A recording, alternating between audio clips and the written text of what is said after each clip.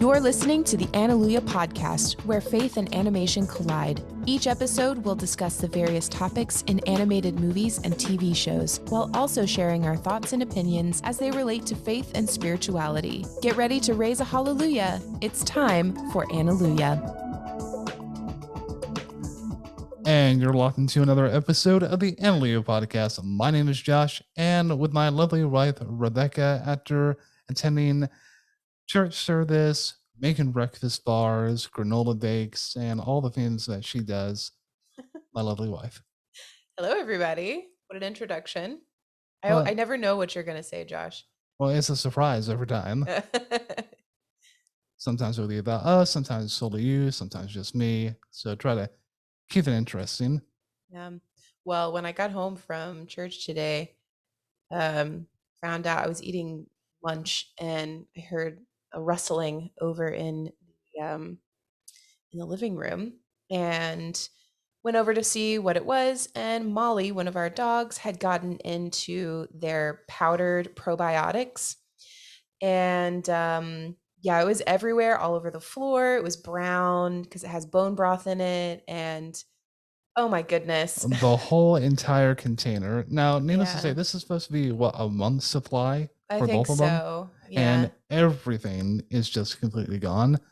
Well, So- most of it. Thankfully, she didn't get into okay. all of it. Okay. Because, yeah, so I'm trying to watch her really close. Every time she does something, I'm like, okay, is she throwing up? Is she got diarrhea? Like, what's going on?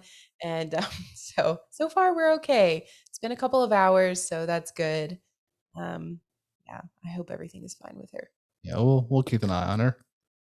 But moving on, this is our first installment of our mental health series. If you listened last week and have been keeping up with our socials, we talked about the month of May being our mental health awareness series, and we are so excited for our guest today and so excited for the topic that we will be talking about. So, Rebecca, if you'll go ahead and please introduce our guest. Yeah, so today we have Carly Samach. Carly has been working in the mental health field for just under a decade and has worked in various environments such as community, not-for-profit or non-for-profit. I always get that wrong. It all means the same, thankfully. Adolescent probation and inpatient mental health. Her areas of expertise include severe and persistent mental health trauma-related disorders, anxiety, depressive disorders, and substance abuse.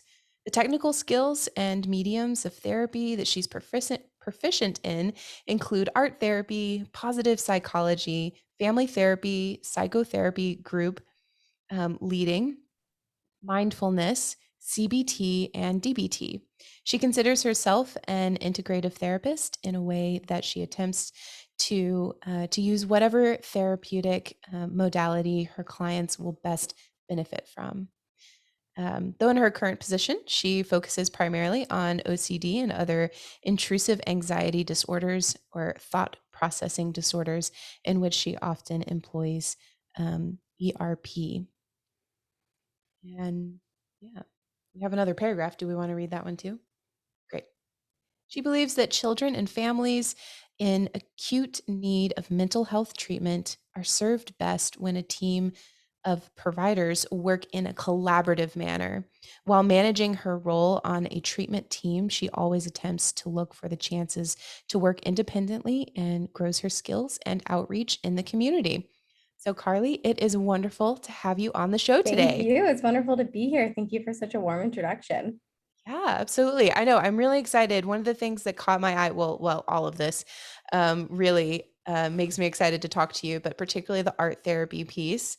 I am an artist myself and really interested in counseling. I'm actually going through biblical counseling training right now to basically help like disciple others and give them spiritual truth, that kind of a thing.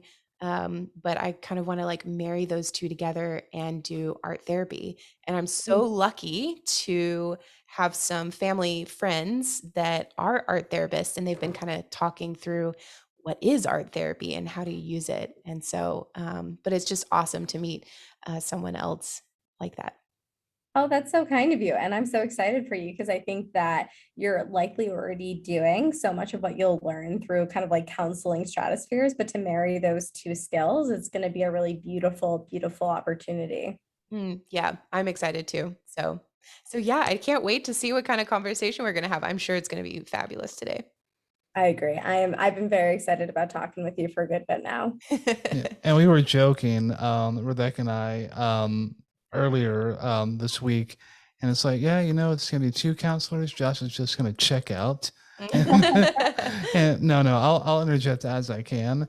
And last interview we did, um, I think I wrote the interview questions this way, and so Rebecca's gonna have to remind herself, okay, we would love to hear, not I, Oh, I know. because it makes you think it's like, yeah, Josh doesn't want to hear like any of this.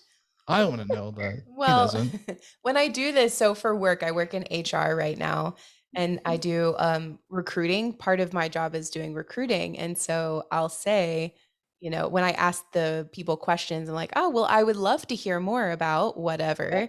And so I'm like, no, we are in this conversation. Got those like isms from your profession. Like I find myself having my own little isms, and Josh, similar to you, my husband's like, I know you're doing it right now. And he's like, what, am I just not going to be a part of the conversation? You're just going to do your therapist thing. But then he also likes to joke that I can't see into his brain because we're married. So there's no way for me to quote unquote therapize him, which is true. Very true. Yeah, it's much harder the closer you are to someone, I think. Yes, To yes. see. So when I went to school for it, he was like, my brain is going to be like this invisible steel helmet. You're not going to get in. And I was like, you're probably right. But now I can say with certainty, he's right. 100%. I know his heart well, but his mind is his own. Yep. Yeah, and so often too, we try to fix ourselves and Mhm. we can't. We just can't because someone else needs to come in and to see what's Yeah. going on because we're too close to the situation. Yep. I always say more distance is key. Objectivity is key. Being able to get that, like, I always think of a problem being too close to the face and we need to see it from a landscape view. Yep, I would agree with that. Well, Carly, we want to have our audience get to know you better, so let's go ahead and get on to our interview. And Rebecca, if you'll do the honors. Yeah. So first thing, we really just wanted to know about your upbringing and and this is a big question, but what shaped you into who you are today? Well, I think it's a beautiful question too. I'm going to do my best to give it justice. I think one of the major pieces that allowed me to sort of curate who I am today and definitely was a part of the decision making in my profession, but also just in what I'm drawn to in the world is I am the oldest. And I really think that for me, that has played a huge part in it because from the very get go, it was about kind of helping with my siblings or wanting to be a helper of some sort. But both my parents were in the medical field. My mom, in particular, was a nurse practitioner in the NICU. So I grew up listening to stories of her taking care of sick babies. And so for me, just being in this role as the eldest daughter, but also coming from a family where the helping profession was kind of a part of the culture I grew up in, without really realizing it until I got quite a bit older. It's funny, it took me a bit. The first one to say these were not dots that I made connection with immediately. I actually thought it for a good while.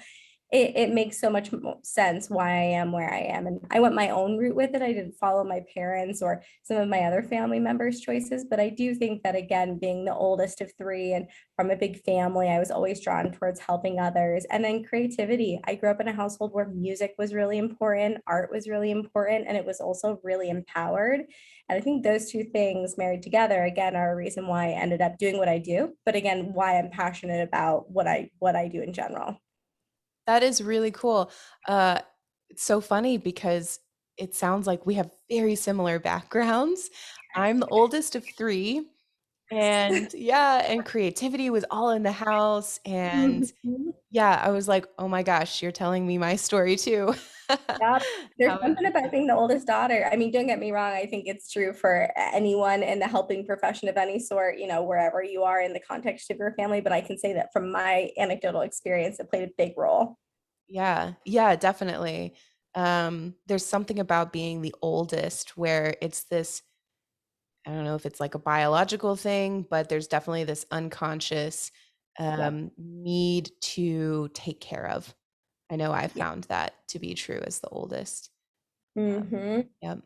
Every every stage of where you are in the pecking order has their own unique, Yes. interesting intricacies and I tendencies. agree. I also feel like, I'm the first person to say every human being is unique, but it never fails to make me like giggle when I'm watching like TikTok or I'm on some kind of social media platform and you see like the generalizations about the different age where you are in chronological order. And I fit the bill of the eldest child. My little brother fits the middle child, and my little sister fits the youngest child like to a T. So it definitely played a role for me at least. Yeah, definitely.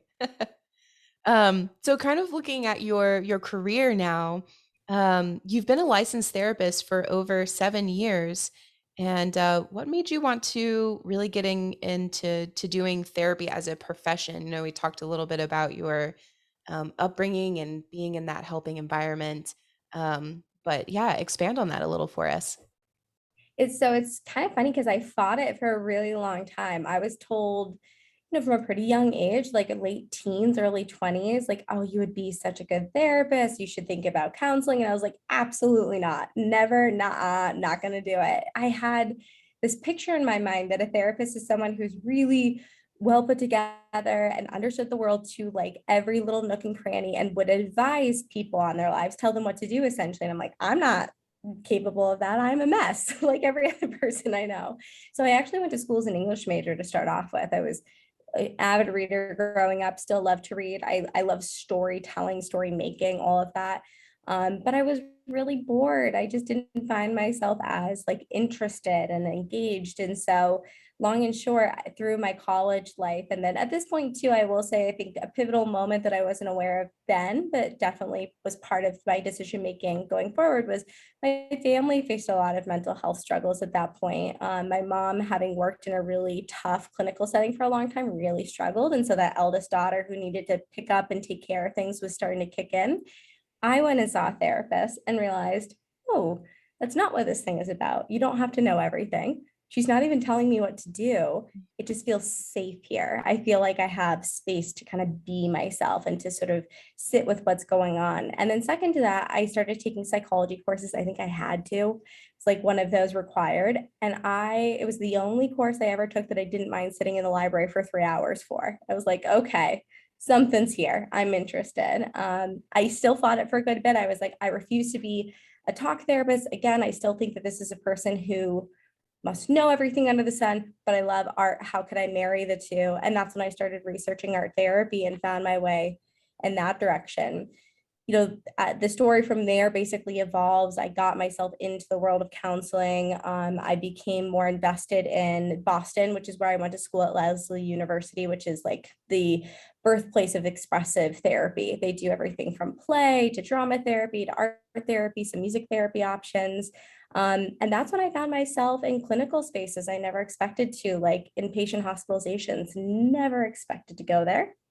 And then found my way also into these non-for-profits, working with young men coming out of probation or young women who are in substance disorder group homes.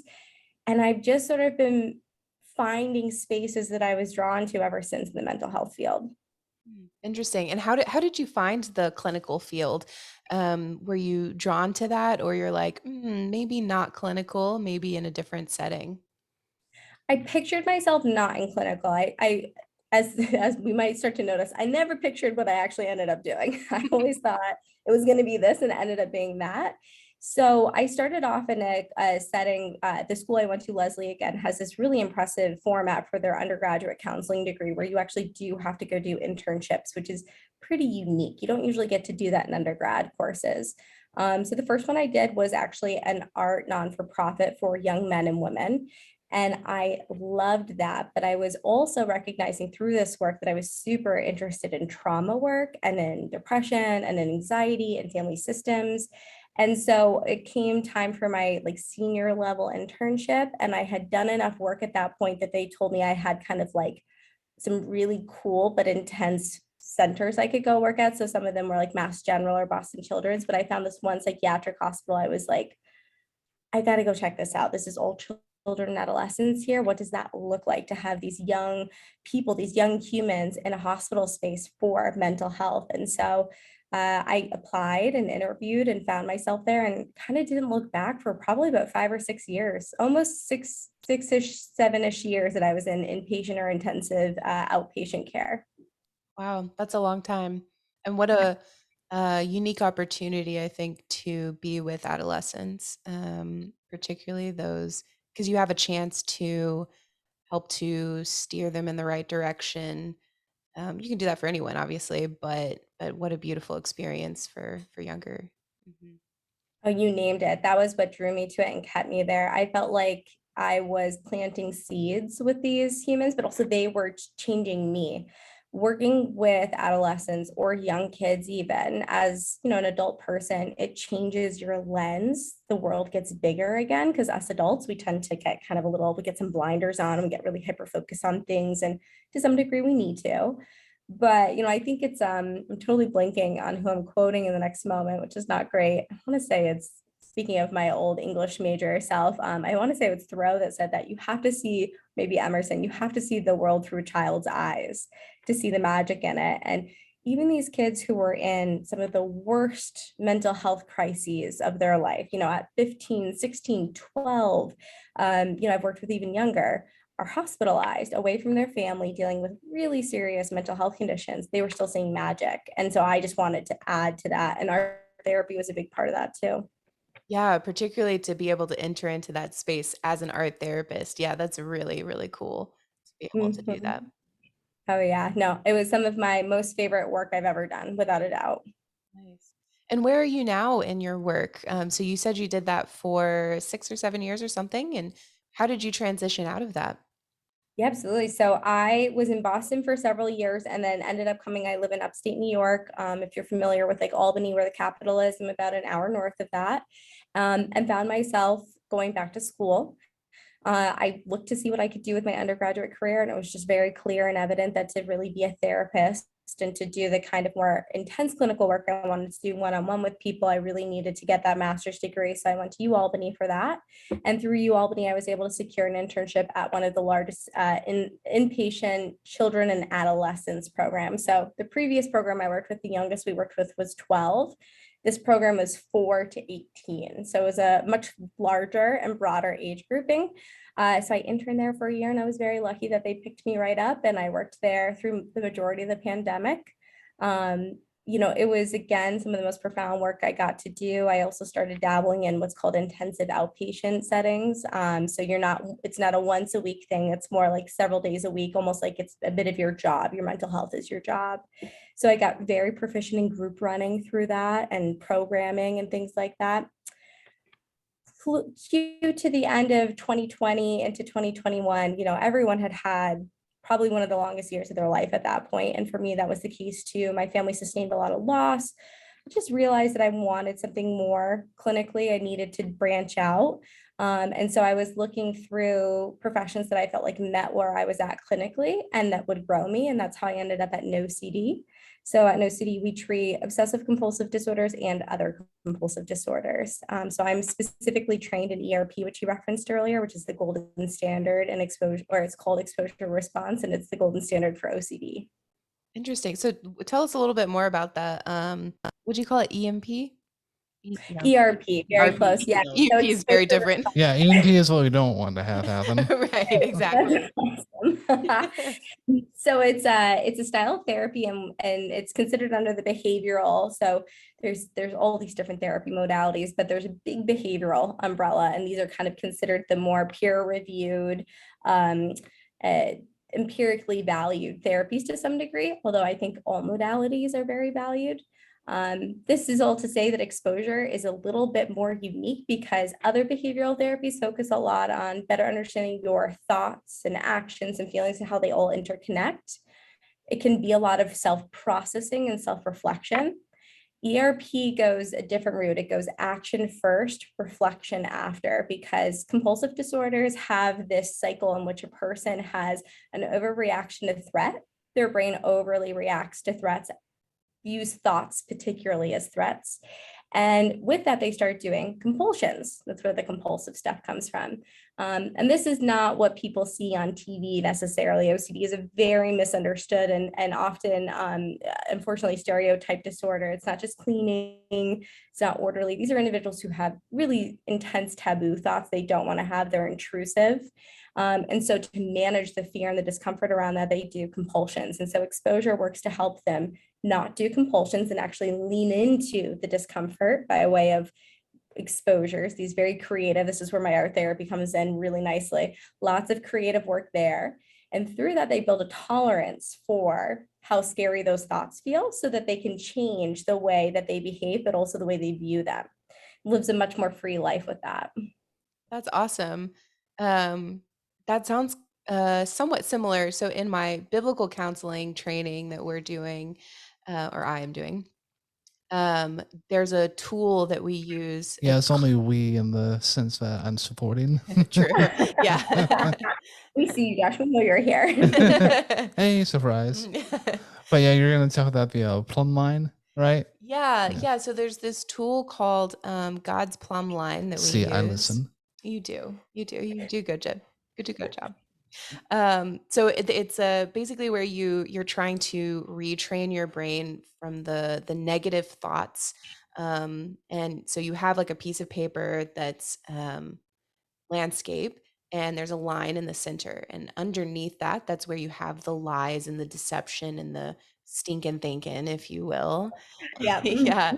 And so it takes you through this process of, okay, what are your behaviors? That's pretty easy to see. What are some emotions going on? What are your general thoughts happening in this situation? And then what does that say about you as a person? I am what? Because it's telling you something about yourself. And then from there, from the spiritual perspective, it's saying you're believing something about God here, that's a lie. What is it? God is what in this situation to you? And so we take all of that information, and then on top of that, we start with the God is. And it's like, okay, well, we know God is faithful. He's not unfaithful, or he is whatever it is that, and you kind of combat whatever the lie is on the bottom.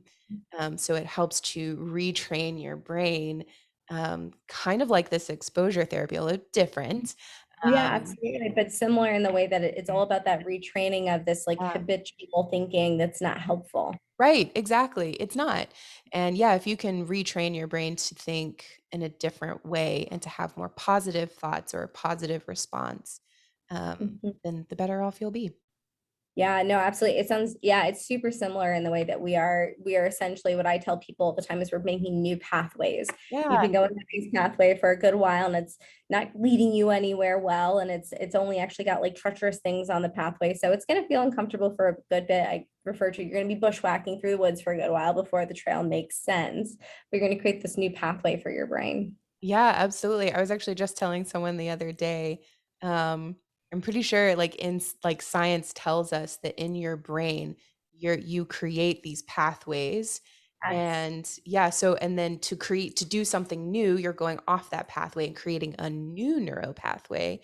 And it takes a while to go over it and over and over and over to make that pathway stick and be deep.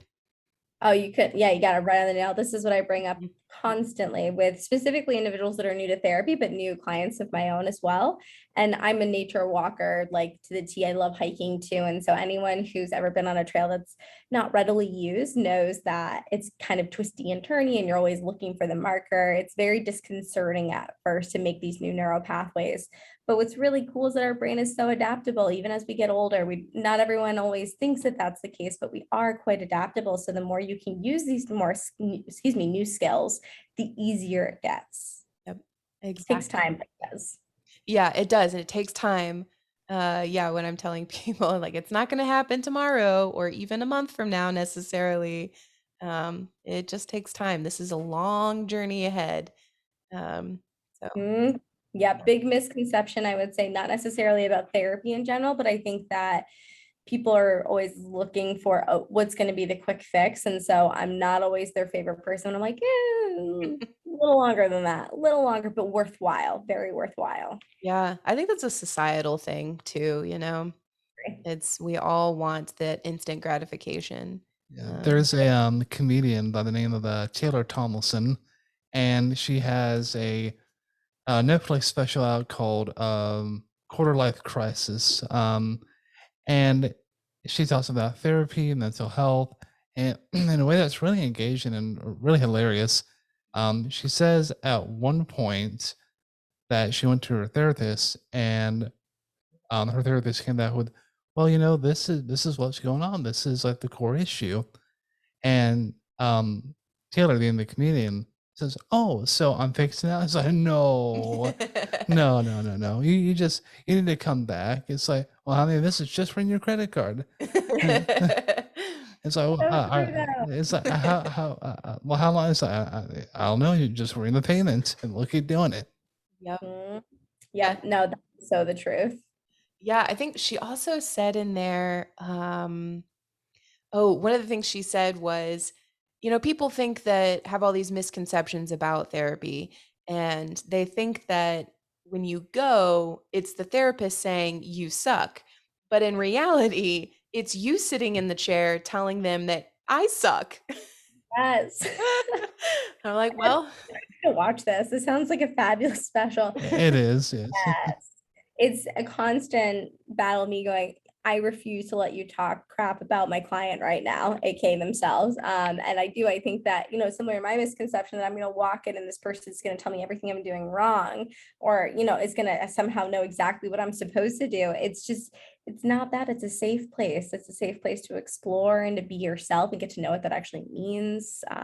Grow, change, all those things. yeah, exactly. I love it. I know that's one of the reasons why I know we're so excited about doing this mental health month for and participating in mental health awareness because so many people do have those misconceptions. They just don't understand what it really is and how helpful it can be. Right. And Carly, from your professional opinion, we know that mental health has been around for ages and ages. But do you think with the pandemic that started in 2020, do you think the awareness or the need for it has been more heightened since that? Yeah, absolutely. I mean, there just to kind of give more of like a statistical perspective, I think generally speaking, there's something like a 2-month wait list right now on average for most private practice therapists, which was just never the case before. So, there's more need for therapy in schools and different medical institutions, just private practice for families. The pandemic really brought to the surface a lot was maybe systems that were not helpful to begin with, but then kind of put some fire underneath it. So yeah, I would say that the need has gone up drastically. And the stigma around it or people actually seeking out the care that's getting better, but I think there's still a lot of work to be done. Yeah. Yeah, for sure. Um, so looking back at our little questions here. Oh, we only have a couple more. Yay. I mean, we can keep talking. um, so, um, oh yeah. So you mentioned that your foundation as a therapist earlier had to do with art and expressive therapy, and all the different types of expressive therapies that are out there.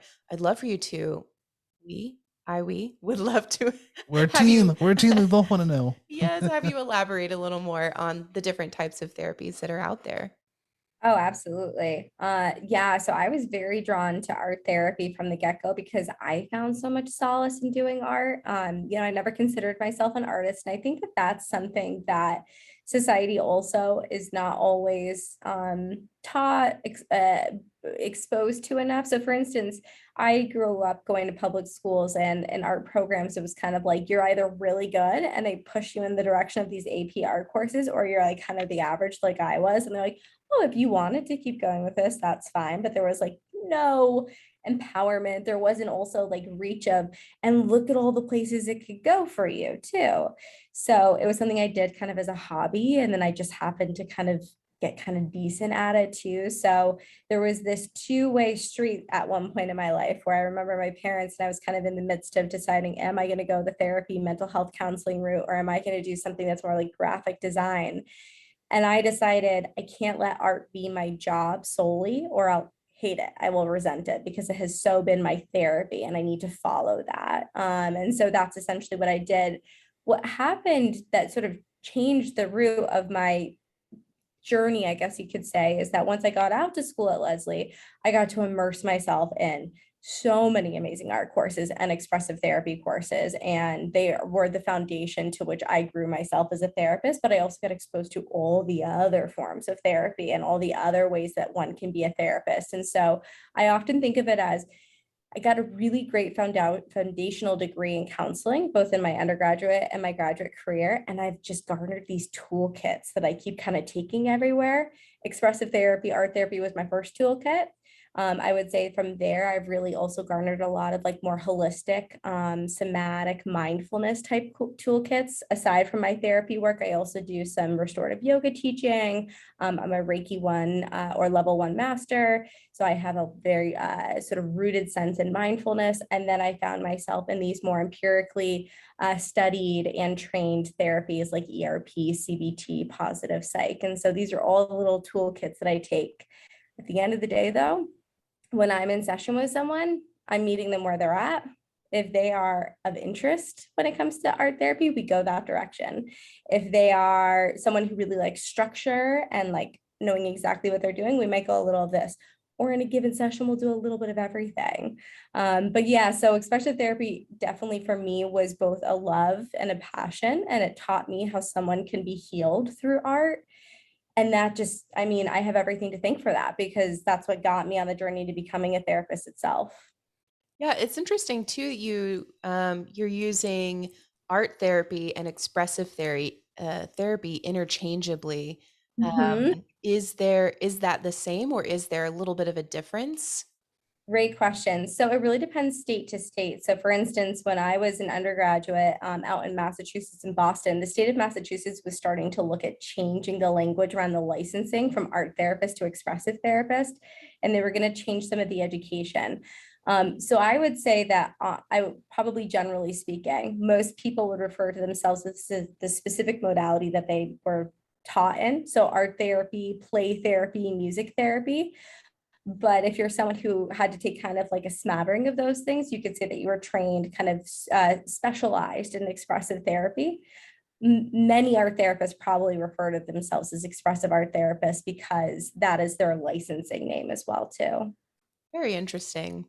Yeah, I like how because there's different kinds of expressive therapies.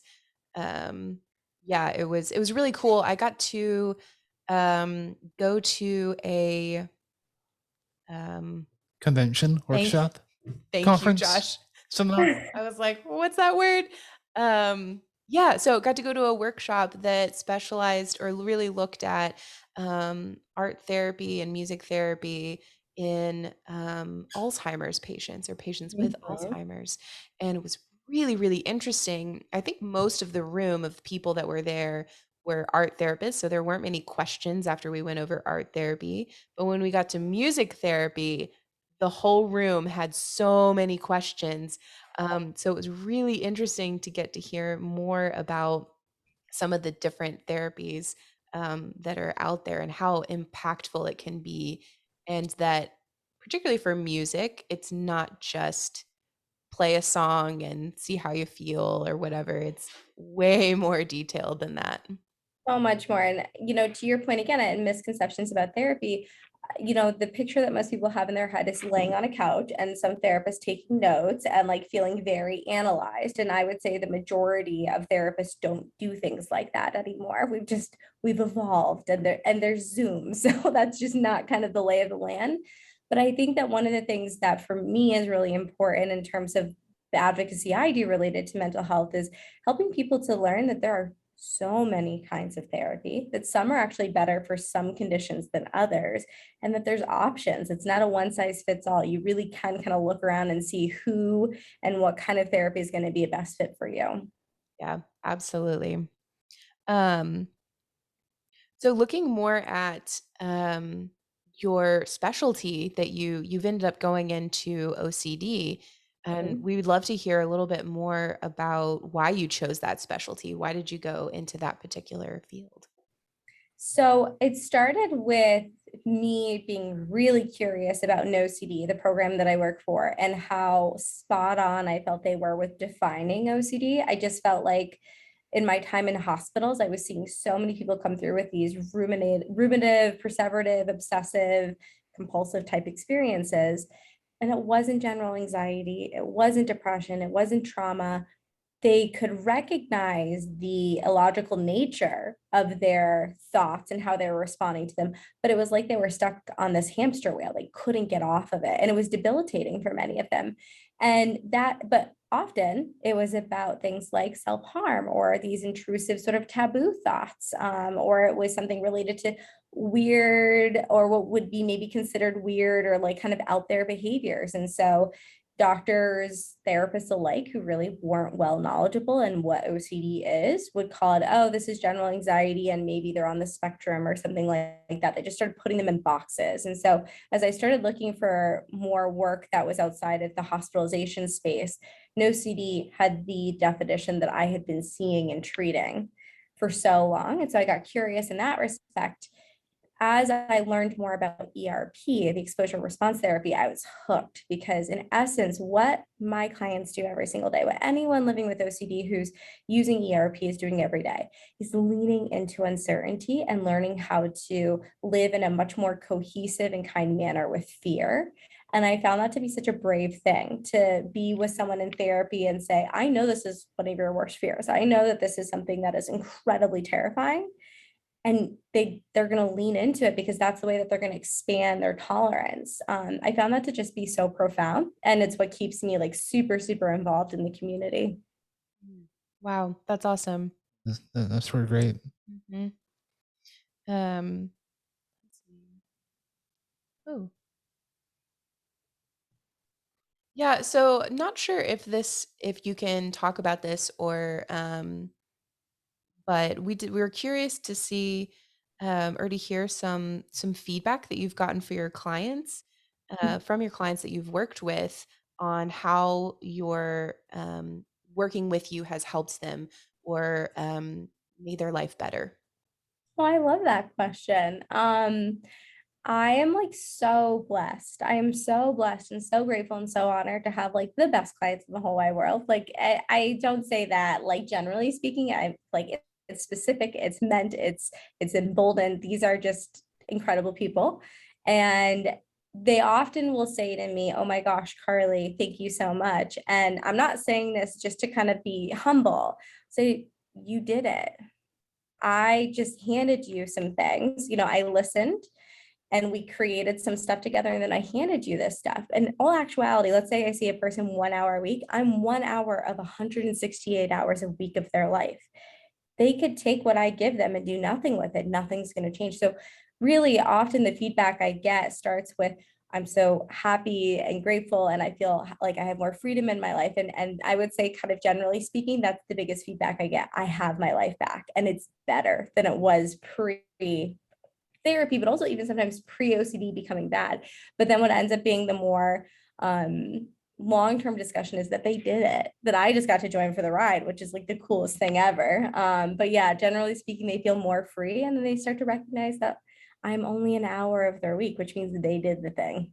Yeah, which empowers them even more to say, wow, I did this thing. I can continue on even if we're not meeting anymore. I can still do it Mhm. and it's going to be good. Yes. Right. My It's kind of like other professions like teacher, coach, anything. Like you give them the tools, it's up to them to put in the work. Exactly, exactly. And I don't think everyone always thinks about that and as in relation to therapy, but literally this is one of my open lines, well, like opening lines with any new client, and that is I want to become useless eventually. I want to be useless because they are so proficient at their skills and at managing through life with OCD that I'm really just a supporter of sorts. And particular for those living with OCD, it causes a person's world to become so small. So I would say, generally speaking, on a bigger map, one of the most common things we hear in OCD is my world is big again, and it's bigger than I could have expected, which is like the most gratifying thing to hear. Ugh, yeah, I know. That's like, it warms your heart Yeah.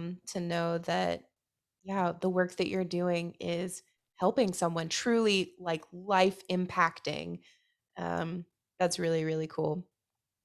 Um, so earlier we were kind of talking more about the expressive therapy and the different types on a bit of a lighter note. I mean, it's all been pretty light, but we've seen some of your TikToks, Thank which is so you. fun. Yeah, and so do you believe that this is or could be used as a form of expressive therapy? Oh, that's such a great question. So again, in another turn of events, could have never guessed that I would ever be on TikTok or that I would ever create an Instagram or anything like that. And I give a lot of credit to NoCD, the program that I work for. Not only is it a program that wants to genuinely advocate and educate and help this community of individuals living with OCD and compulsive disorders get seen, I think probably for the first time ever, but they're also a lot about therapists advocating and being creative with how they advocate and educate. So I feel like the TikTok work that I do, so much of it, and Instagram, so much of it is education, trying to make sure that people have clinically determined, not anecdotal, like this is just, my life and how I've felt through therapy, which don't get me wrong, I think that is really important stuff that needs to be out there too. But I want people to have genuine education coming from the world of ERP trained and specialized therapists so that they have all of the information. So in so many ways, yeah, I think that education is therapy and its power. So absolutely. Yeah, that's so cool. I love that there's um, different platforms that we can utilize to educate and to give empowering information to people. Mhm. I do think that that's one of the most like best uses for social media in so many ways. I mean, we can be talking about therapy or we can be talking about all of the house do-it-yourselfs that I've learned in the last year on TikTok or Instagram. It's just a really beautiful way to share information and teach others and empower others. So yeah, I was never expecting to have any of those things, but I do think my art therapy kicks in when I'm creating these things because I'm thinking about it from an expressive arts perspective. How can I get this message across in a creative, artistic, expressive manner? And it's been very fun, very, very fun. That's awesome. Yeah, fun for you and fun for people watching. I hope so. I definitely post it and then I walk away from my phone for about 2 hours because I'm like, oh my God, I'm 30 and never did I think I'd be learning how to do TikToks, but here we are. Here we are. Now I have a question for those of us who are not in the art therapy or learning about it.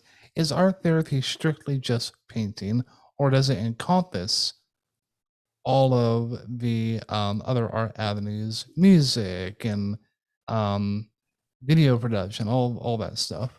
Either of you can contribute to that. Beautiful question. So I would say that traditionally, art therapy usually encompasses more like hand or like body informed art. So this would be painting, clay, pastels, chalk, charcoal, anything that you're drawing, painting, creating with your hands. But also, I think that is now going outward to digital format too. When I was in school, this is like earlier 2000s, that was just kind of coming into the world of art therapy because obviously digital work is becoming just more accessible and like the tablets you can use to create on all that stuff. So I would say that probably traditionally falls under the realm of art. And then you have like play therapy. So this is doing tactile, like physical play. And then also drama therapies. This would be theatrics, actually using like theater and acting as a form of expressive therapy. And then music is any form of music, but as we kind of talked about, none of these things are straightforward. None of these things are just like, you're going to go paint a picture today and your whole week is going to be better. Very it's emotional, it's creative, it's cathartic. There's so much unique measures that's taken into why a person is doing the project or the therapy that they're doing in that moment, and that therapist is trained to better be able to allow that to happen. Yeah, exactly. The only thing that was a perfect explanation. which makes sense that you would. um, but the other thing I would add to that is that um, what I've heard from the people that I'm in contact with who are art therapists, when I asked a lot of questions about, well, what really is this? Like, yeah, you create art, okay, but like, what else? Is it like a conversation that you have? What? And so they explained it like, you are a counselor when you're an Yeah. art therapist, 100%. Yeah. You have those conversations with people. It's just that you Mhm. have, it's almost like, from my experience, I don't know, a thought question, I guess, or a prompt. There we go, a prompt Yeah. for tell me about a time when your happiest memories when you've had coffee. And you're like, oh, okay, Mhm. so draw that out. Had coffee. What does this mean to you? And "Oh, well, some of my happiest times with coffee is when I'm with Josh and we get to have that intimate conversation and just be with each other." And so you can have then a conversation about, okay, well, what else is going on there, yeah, so all of those things, and it can be very emotional.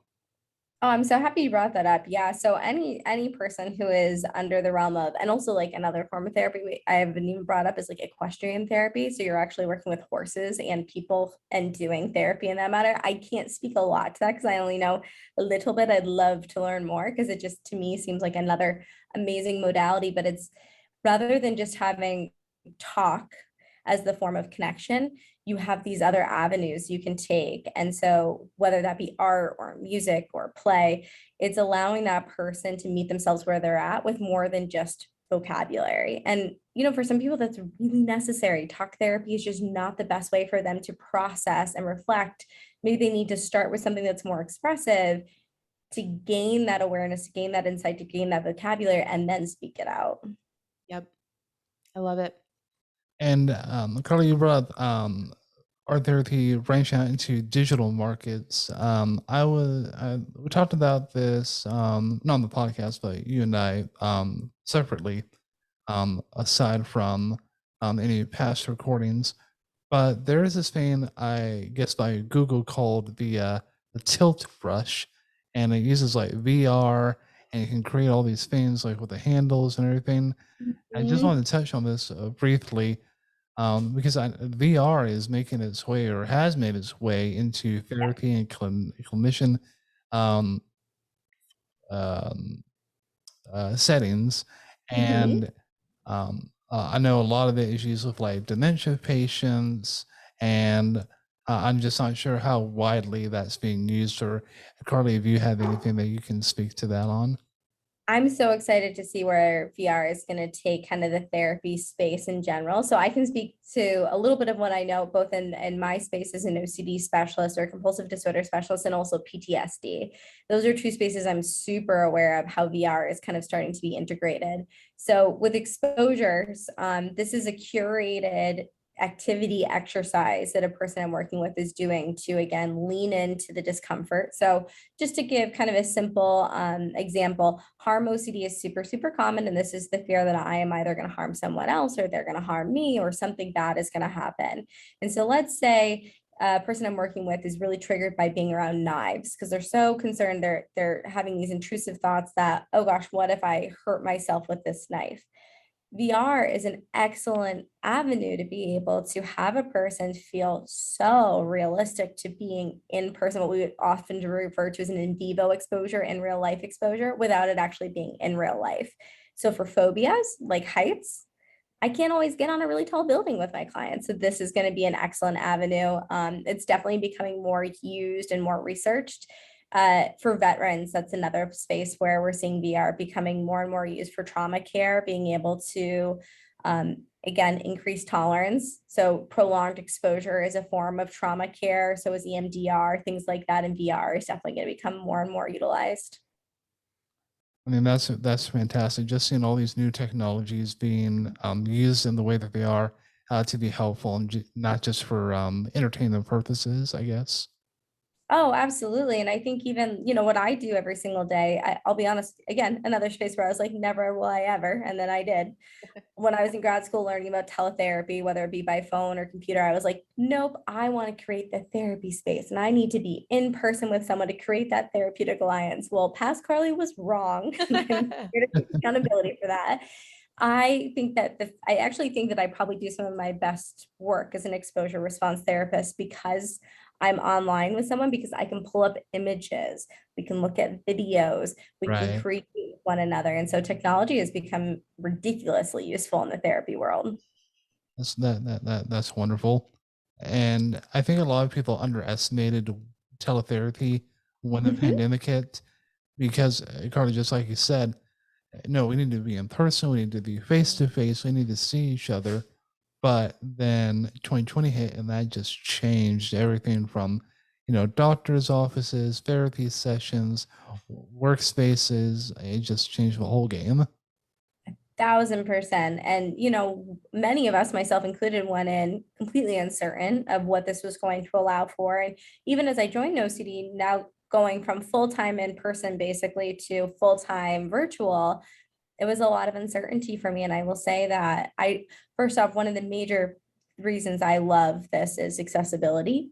I have so many clients that I work with right now who live in really desolate areas and like very high up in New York State, or they're down in the city. I wouldn't be able to work with them otherwise. It's this beautiful way that I can now outreach further. So, and the fact of the matter is, I have some of the most profound therapy work that I've done, and it's been done via Zoom. You can have a great therapist in person. You could also have a crappy therapist in person. You can have a great therapist via Zoom. You could also have a crappy therapist via Zoom. Like, that's just kind of how it goes, no matter what you're talking about. Yeah, that's true. Yeah, and Josh, the virtual exposure thing. So I thought of this while Carly was talking a moment ago. Uh-huh. An example in animation of using VR as exposure therapy would be in Sword Art Online Oh, season 2. yes. And it's the Gun Gale Online, and I forget her name, the girl with the blue hair, I think.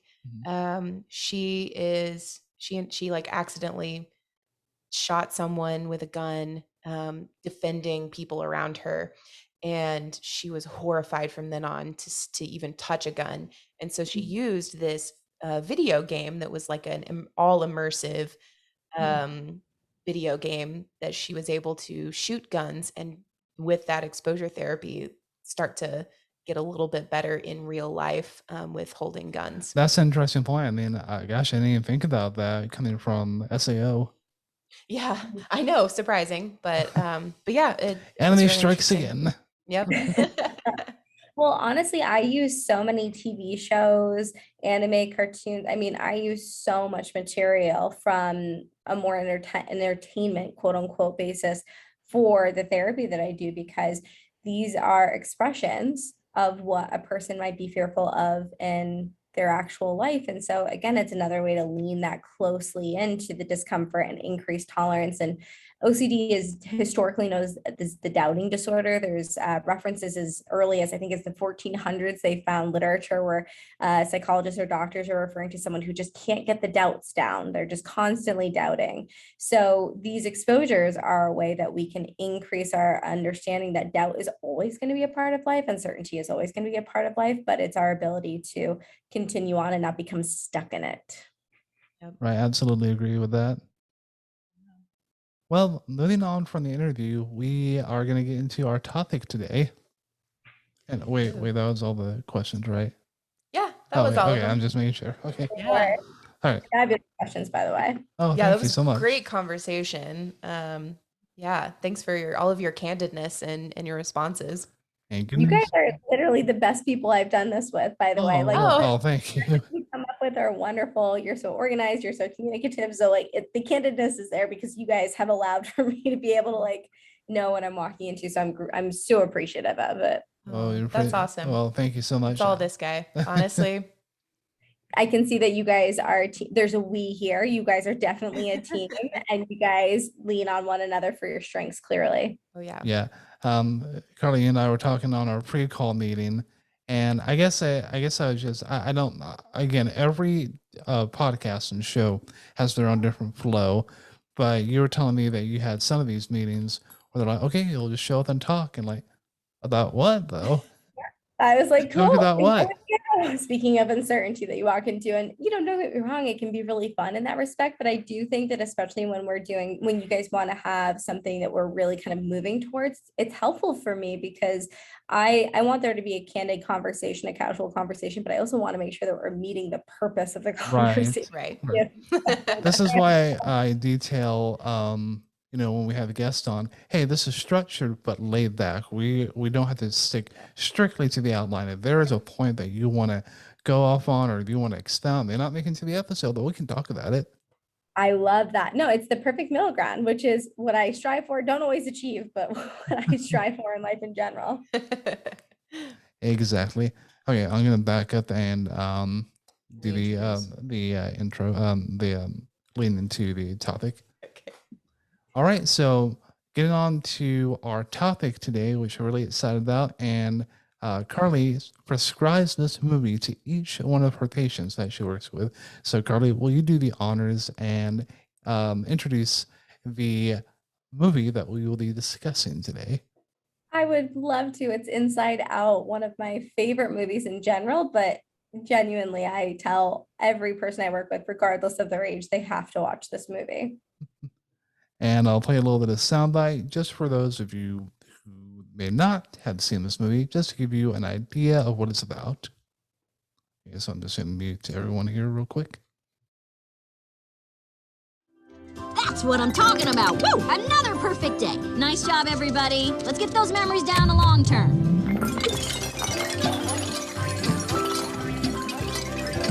All right, we did not die today. I call that an unqualified success. We love our girl. Oh, she's got great friends and a great house. Things couldn't be better. After all, Riley's 11 now. What could happen? A lot. So much.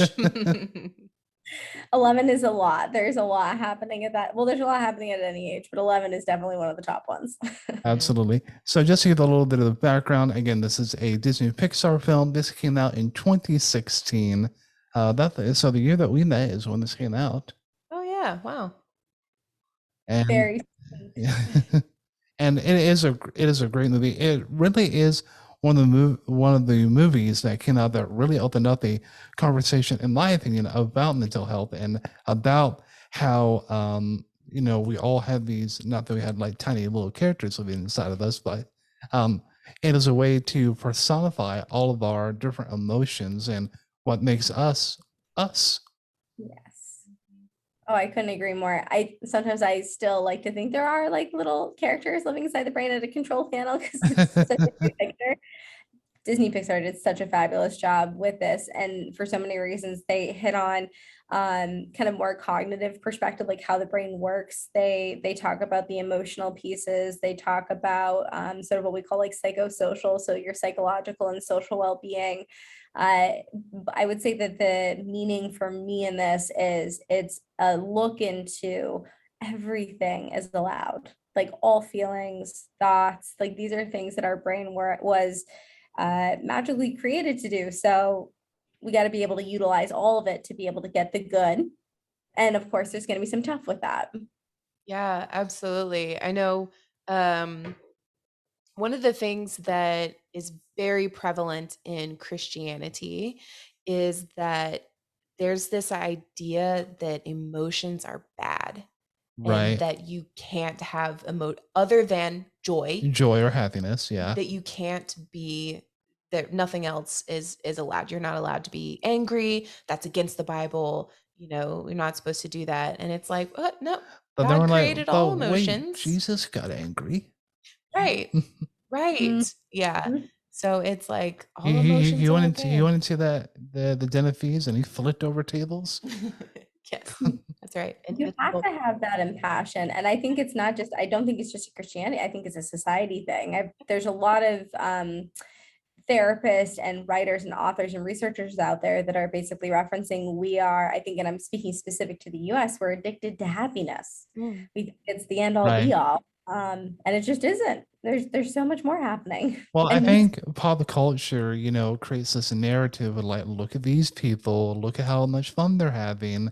You see social media posts, people on the lake, people going to parties, nightclubs, and they're so happy. And well, again, they're crafting that narrative of what they want you to see, not all the nitty gritties of everyday life.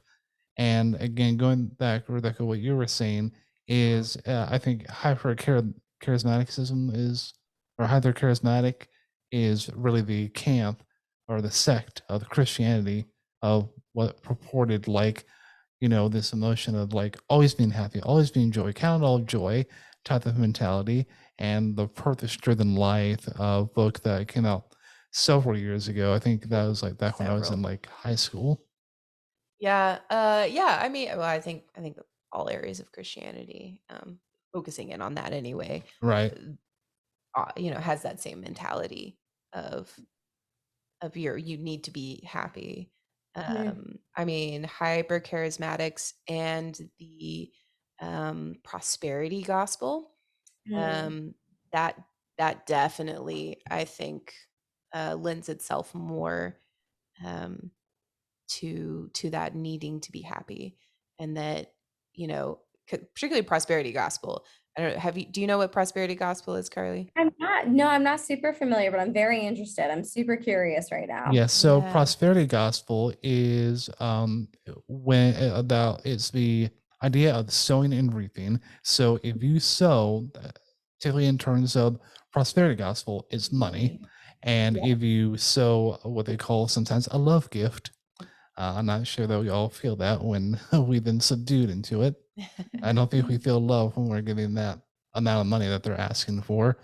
But then they like you do it on the premise and the promise that they have made that God will bless you tenfold. And I'm not saying that that doesn't ever happen, Right. but usually in prosperity gospel, it's for an alternative means, whether it's to pay the salary of that pastor or whatever, or to fund luxurious luxuries for that person or that ministry or whatever.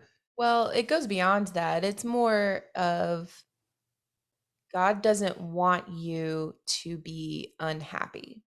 He wants you to have good things. Yeah. And always like that everything is going to be okay, basically. And if you're truly following God, then he will give you everything that you want. That's like material things, basically. Right, because again, materialism is all wrapped up in that. It's like, hey, Yeah. when you have more things, you'll be happy, and therefore you are truly following God.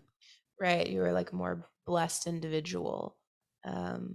To imagine that also, so it invokes a lot of fear that, gosh, what if I'm not happy? What does that mean? Or what am I doing incorrectly? And, I see that a lot in what I do with OCD. We actually have, so, I mean, there is in general, not specific to OCD, but scrupulosity is a very common theme in OCD. And so spirituality, religion, faith, dependent on the person, often is sort of mixed into that.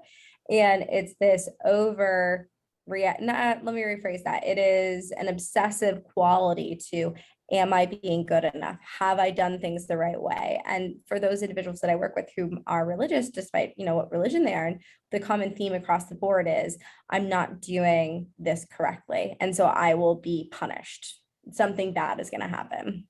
Right. And I think that's like, I know when I grew up in the Pentecostal church, it was like a checklist that I had to like do each and every day, or else I was going to be reprimanded by God, or my pastoral leadership was going to look down on me. So, okay, did I do my devotion? Okay, did I have my quiet time? Okay, did I listen to worship for now? Okay, did I take notes and highlight this in my Bible? No, I didn't do it. Nope. Yeah, it's that. Whereas if you're truly following, it's not a checklist, it's that desire and that want to do that stuff. Yeah, and I can speak to that. So, I mean, in my clinical work, what's most important to me in those moments, especially when I'm working with someone who loves their faith, loves their religion.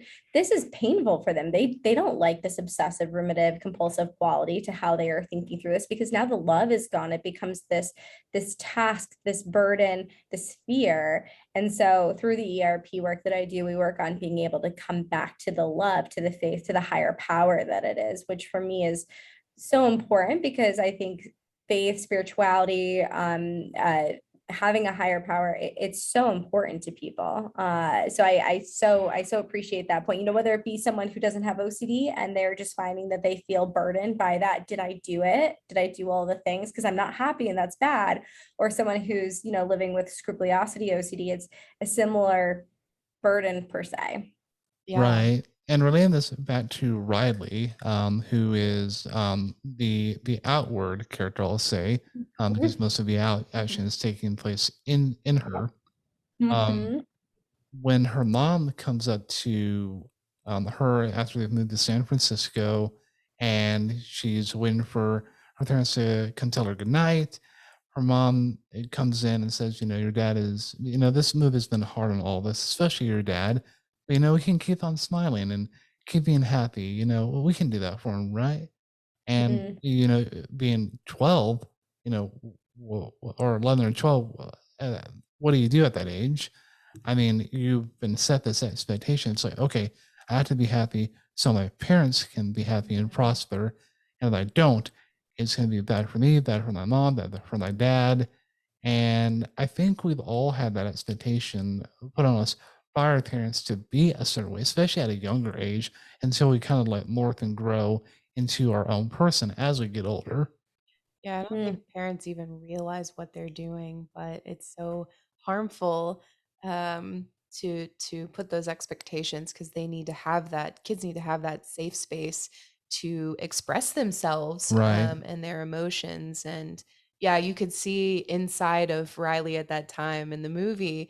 She was like, "Well, I'm going to be angry now," and then, but we're also afraid. And oh, but mom wants us to be happy.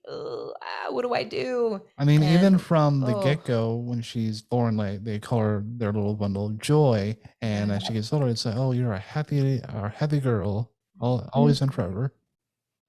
All these sort of emotional adjectives that get placed onto a child from like the moment they enter the world. And yeah, you guys are hitting the nail on the head. It's a lot of what I see both like clinically now, but also kind of in the spectrum of the work that I've done is people, and I'll keep it general for now, but I think kids are really, they're so intuitive to feeling their feelings. And it's we often in our society, and to your point, Rebecca, I don't think parents often realize they're doing this, but the sense of teaching them out of being in tune with their emotions. So a lot of what I do is teach people how to get back in tune with them, which they're not stoked about all the time at first. They're like, well, I have to feel my sadness and my anger and my fear, and we're going to sit here with the sad stuff. What does that do for me? But the thing is, our bodies hold that. And I think Inside Out does a really fabulous job at sort of illustrating that when we don't feel our spectrum of emotions, we also aren't allowing a crappy moment to be temporary, because that's a lot of what we're doing. We're kind of gulping it down until eventually, inevitably, it rises to the surface. Yeah, and one thing I'll touch on again, we kind of like suppress those crappy moments in life, or when again, as you said, like let them be temporary. They're not gonna, destroy and take away our whole day. But sometimes that they do. I mean, that's life. And I think we see this in the character of Sadness. She's quote unquote demonized by joy in a way. Yep. Because it's always no, Riley has to be happy. She can't be anything else. She has to be happy. And by Sadness, interjecting her thoughts, or touching the core memories, that's like a death sentence to joy. yeah. But in reality, it isn't. It's actually an opportunity for something new and beautiful. Oh, absolutely. Yeah, I felt like, and they did such a nice job at making this interaction be light enough that I think we can consume it, both as adults and kids alike. But it's really profound. I mean, it's a super soulful thing to witness the journey that is joy and sadness coming together and recognizing that they're really one and the same. but even more so that they're really helpful to one another. They're very supplemental to one another. Absolutely. And before we get too far into our talking points, Carly, why did you start recommending this to your patients? My God, because it's so good. Like honestly, just very like personally and emotively, it's just one of the most beautiful depictions of emotional growth and development that I think I've ever seen animated, or at least for me. I thought back to when I watched it for the first time in 2016, which puts me at, oh gosh, that was about 8 years ago. So I was in my like early-ish 20s, mid to early 20s. I remember thinking, why wasn't this around when I was a kid? I could have used this. This would have been really helpful. I was actually a kid who moved like at about 11 or 12 years old, and I was the eldest daughter. So I had to keep the chin up, move forward, make it seem like it was good and easy. I have these vivid memories of giving friends that were so sad that I was leaving, like, no, if I'm supposed to go, if this is happening, it was supposed to happen this way. Meanwhile, I'm terrified on the inside. I have no idea what I'm about to walk into. I'm 12 years old. I've made all my foundational friends, and my family's moving several states another direction. So I think for me, in a personal and emotive sense, it was so impactful. But then from a counselor's perspective, from a therapist perspective, it gives such a beautiful look into when we are kind and non-judgmental and accepting of our emotional psychological system. The conclusion is it's fruitful. It's far more fruitful to be accepting and non-judgmental of self versus repressive and judgmental of self. Yeah, absolutely. That's awesome. Because you're right. Yeah, and I love being able to see that play out on screen in a a fun way, an entertaining way. It makes it easier to accept reality and accept the truth, I think, when you do that, which is one of the reasons why we love animation so much. Yeah, again, going back to it, it's an expressive format. It allows a person, without having to like talk through something or learn a skill, to see exactly what they're feeling, feel heard, feel seen, feel understood, and connect to it. And that in itself is therapeutic. Absolutely. And going down our talking points here again, we can kind of want to go into kind of want to follow, the somewhat general flow that I think we've done a good job of talking about, happy and putting on that safe face and for others, and the need to be happy and joyful all the time. But one of the points I do want to discuss is the idea of core memories. Now, core memories are taught in the film by Joy, and these are the the pivotal moments in Riley's life that that create her personality. Again, you have Family Island, you have Imagination Island, you have Hockey Island, goodbye, all these different things. Carly, do you think that the core memories, quote unquote, or the pivotal moments in our life, do you think those shape our personality? Yeah, and I think like getting even a little bit more specific to it, I think that they shape our personality dependent on where we are in life and what we're doing. So for instance, for Riley, so many of her core experiences up to that point were very reflective of who she was at 11. But at 16, those core memories are going to change. The things that she grasps to, the things that she feels really emotional about or really drawn to are going to change, and that's going to continue to change. And so I felt like it did a really great job at representing how a person isn't one certain thing. It's all of this stuff and emotions and all the other little things that were going on. Yeah, absolutely. And I loved how um it very clearly showed the core memories, um, like making those islands that you could see out the window. And then, but then as the story progresses, they crumble away and they disappear. And then, but a beautiful thing happens in that there's new core memories that are being made and new islands, and not just four, which I think is what there was in the beginning, but there were like 10. Right. And it changes all the time, like you were saying. Oh yeah, I mean, if you think back at your own life and think about the things that were super sort of vivid to you and that you held and grasped to 5 years ago, my guess is some of those are the same, but some of them are actually quite different. So your outlook at them are quite different even. And that is one of the really cool things about us is that we're adaptable, we evolve, we are never the same from one moment to the next. Yeah. Yeah, I think that that can get a lot of people too who are married in trouble. When they get married, they think, well, you're going to be the same person forever, right? Yep. Right? I love that. And I'm not a couples counselor by any stretch. I mean, I do some couples therapy in the way that if I'm working with one person, they want their significant other to come into session to learn more about what's going on, they'll do that. But one of my favorite things that I read after I got married last year was, got to remember the person you're marrying today will not be the person 50 some years from now, but neither will you. Right. Right. So don't hold them to that light, just like you wouldn't want someone to hold you to the same light. Correct. Yep. I think somebody asked me this question. Maybe it was you, or maybe it was somebody I was talking with. But somebody asked me the question, "Hey, what do you expect your spouse to change? You know, in the next 5 years, 10 years, however long." Or do you want them to change? And I thought of that. It's like, well, no, I really like them now. I don't want to change.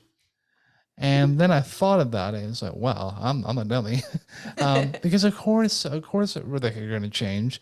I mean, you've changed in the past couple of years.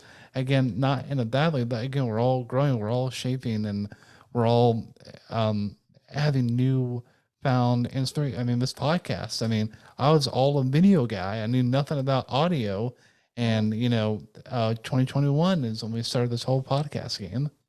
Mm-hmm. Yeah, I know you've changed quite a bit, but you're still the core, still Josh, of course. Right. It's just you're building on top of that. Mm-hmm. Yeah, I think values tend to stay pretty consistent for most people. Of course, those things evolve to some degree too. But so for like values being like being of help to others, wanting to be a kind, a good person, someone who's successful, whatever that may be. But the way that those values manifest or the way that they are kind of seen by you at a given point in your life are going to, of course, change. And I think back to, so my husband and I met when we were teenagers, but we were together for like 12 or so years before we got married just last year. And thank goodness neither of us are the same people we were when we were 17 and 19 and met each other, because I don't think we would be able to care for our 2 dogs and 2 cats all that well if we were still the young minds and people we were at that point. Yeah, very true. It's a good thing that we grow and mature. Yes. Oh, very much so. Most of us, we all know those people who are still in high school. Yes, absolutely. Absolutely. The going on from the whole like core memories of personality. Now, when Rebecca, you were saying that as the movie progresses, we see those Islands? islands, and her personality and those things starting to crumble. What would that be like a representation of? I know like growing and changing, but do you think that would maybe be a sense of like trauma, perhaps?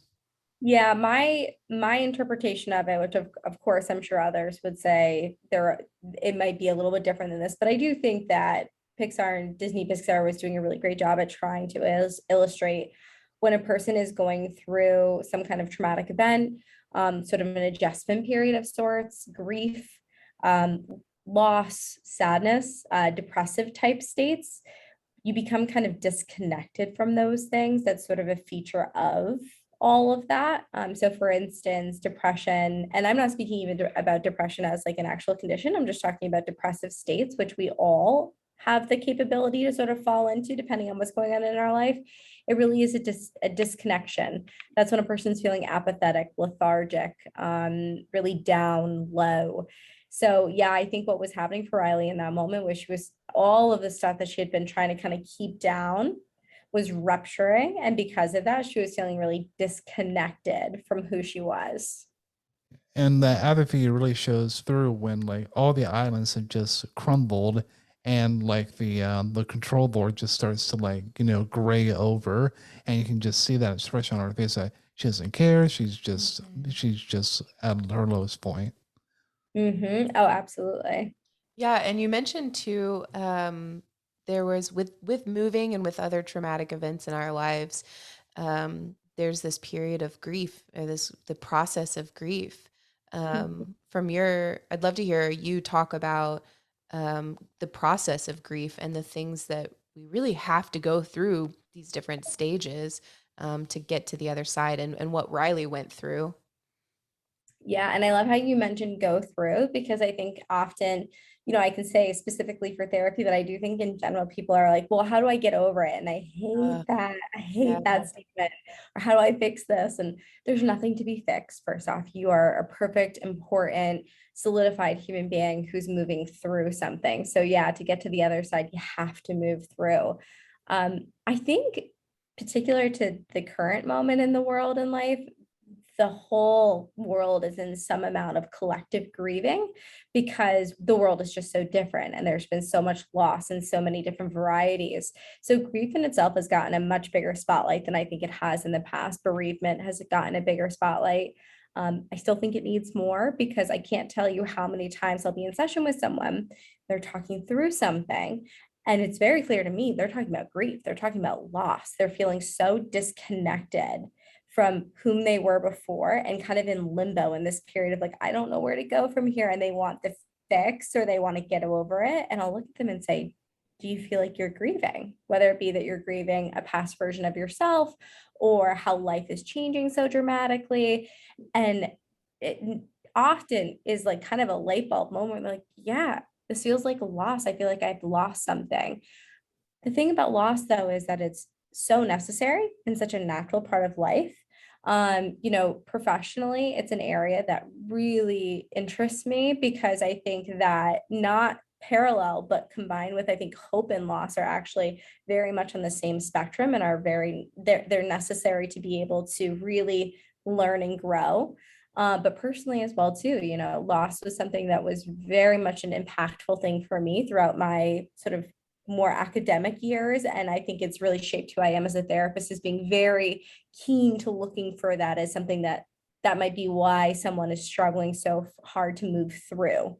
They're getting so stuck because they want to get over, or they want to fix, or they want to forget. And I have to be the bearer of bad news and be like, no, we're going to go through, but we'll do it kindly and empathetically. Yeah. I've heard too that there's like very specific stages of grief. Has that been your experience, and what are those different stages? So professionally speaking, that is like kind of the more traditional perspective of grief. And I'll be honest with you, I'm so bad at this. I know it's 7 stages of grief, but I always get them interchanged, and here's why. We don't perfectly bop from one to the next. It's very common that people kind of bop around. And actually, it's very similar with the stages of change, which I'm a little bit more familiar with, because it's so kind of a part of my work. So pre-contemplation, like not even in place really. I'm thinking that something's wrong. Contemplation, starting to recognize that I want to change something, starting to take action. Also relapse. So people bounce between these stages, and I do think it's really helpful to be aware of them. But I think what's probably most important, and also tends to be the hardest to do, and I could say this too, obviously, as a person, I've battled this and been like, no, I'm just going to be better now. They have a really hard time not self-shaming and self-judging through it. Yeah, absolutely. Yeah, when going through grief, Carla, as you said, we don't perfectly go through all the stages, one right after the other. Again, we kind of just, again, everybody's different when they go through grief, and everybody handles it in their same way, just like people handle frustration, stress in different ways. Oh, And I think with grief and stress and all that combined, we lose a sense of like control, because I think as a human beings, we want a sense of like control. It's like, hey, these are the things I can control, and that I don't have control, I'm just gonna lose it. oh yeah. grief is very destabilizing because things that we knew that were solid, that were helping us ground, whether it be a person, a thing, a part of ourselves, is no longer there, or it's fractured or isn't the same as it was. And it's very destabilizing. And we do, in my work, that's a huge part of it. A lot of the fear of uncertainty and the fear of this overreaction to threat is this sense of, I want to control. I want to know with certainty what's going to happen next. And the fact of the matter is there's very little that's certain about life, and that's in general. That was pre-pandemic, it will be post-pandemic, and all things on the in-between. But I completely agree. I think people are constantly looking for that ability to control and thinking that that's going to give them happiness too, which it actually does. That pursuit of control is pretty terrorizing. And we can, very much relate this to the character of Joy, because she is very much, a controller, has a controlling nature, because she has everything on a schedule. She has everything in their place. And it's perfectly demonstrated in this clip that I'll go ahead and play. First day of school, very, very exciting. I was up late last night figuring out a new plan. Here it is, fear. I need a list of all the possible negative outcomes on the first day at a new school. Way ahead of you there. Does anyone know how to spell meteor? Disgust. Make sure Riley stands out today, but also blends in. When I'm through, Riley will look so good, the other kids will look at their own outfits and barf. Joy. Yes, Joy. You'll be in charge of the console, keeping Riley happy all day long. And may I add, I love your dress. It's adorable. Oh, this whole thing? Thank you so much. I love the way it twirls. Train of thought, right on schedule. Anger, unload the daydreams. I ordered extra in case things get slow in class. Might come in handy if this new school is full of boring, useless classes, which it probably will be. Oh, sadness. I have a super important job just for you. Really? Mm-hmm. Follow me. What are you doing? And there. Perfect. This is the circle of sadness. Your job is to make sure that all the sadness stays inside of it. So, you want me to just stand here? Hey, it's not my place to tell you how to do your job. I think we've all had that interaction with that one person. It's like, listen, you are not great at this, so here's a special job for you. Mm-hmm. Yeah, my husband puts me in the circle of, you're going to stay right here when it comes to mowing the lawn, because he has this strong belief that I do not know how to do it right. So he's like, you're just going to stay right here. So that's fine if a skill set is not for you. And also, it's a bit of a joke. It's an inside joke between the two of us. He's in the same circle when it comes to how we unload the dishwasher. I have a very particular way, and I don't believe he has the right way. But when it comes to your emotions, whole other ballgame. Yeah, same with us with Yeah. washing dishes. Always washing, I always dry. Yeah, it's just better that way. Yeah. And you stick with them until you evolve, and then you find the new system. There you go. But Yeah. getting to this like controlling nature, again, perfect segue with what we were just talking about. Carl, you were very excited that this point was on here. Why is that? Gosh, if I could have Joy as a client, I would want to. It's so funny because, it's ironic because she's Joy, but she's so anxious. I mean, she is in a constant fear state and trying to get ahead with certainty of every little thing. And so I do think that was part of the illustration here, is that we can become so hyper focused on trying to maintain happiness or create happiness that we're no longer present. We're not allowing moments to just come as they will, teach us what they're meant to teach us, move through them. We are preparing and over preparing and living in kind of a world that only exists in our mind. So yeah, I was very excited when I saw that point, because I was like, that's very important. I did like how she gave jobs to all the emotions, though. I thought that was really interesting, because it was like, it almost to me kind of says each emotion has its place and has its job that's positive. Even like in the very beginning of the movie, she was like, yeah, at some point when Riley was 5 or 3 or something, fear came along. Fear does a lot of worrying and is very anxious, but he does tend to keep her safe. And then Joy is back on having the fun and everything. I thought that was really interesting. Yeah, even like, disgust, like that's not one that you'd expect to have been on the control panel or a main character, but it's super important and it's relevant. At the beginning of the movie, I think I completely agree. I think they do a really nice job starting to like kind of leave little seeds to say these are all important. There's a reason they're all at the control panel. But then of course, Joy kicks in and she is the, decider of all things, and everyone just tries to fall in line so that we can have happiness. So everything can be good and everything can be okay. Right. Yeah. It reminds me of, so we actually went through pre-engagement counseling when we were together. And our counselor that we were talking with, he used a book called, oh my goodness, was it Call of the Heart, Josh? I believe so. Yeah, by Chip Dodd, I think. And he brought up this idea in the book of there's, I think, 8 core emotions is the idea. And that for each of these 8 core emotions, there is a gift, but then there's also like the dark side, basically, of it. So for anger, there's on the positive or the gift, there's passion, and that's awesome. And on the bad side, I can't remember what it was. It turns into like resentment or something as you keep going down the line. So yeah, it was really interesting to see that, because I love that idea of our emotions. There is a gift and a bad side to each of them. So yeah, that was cool.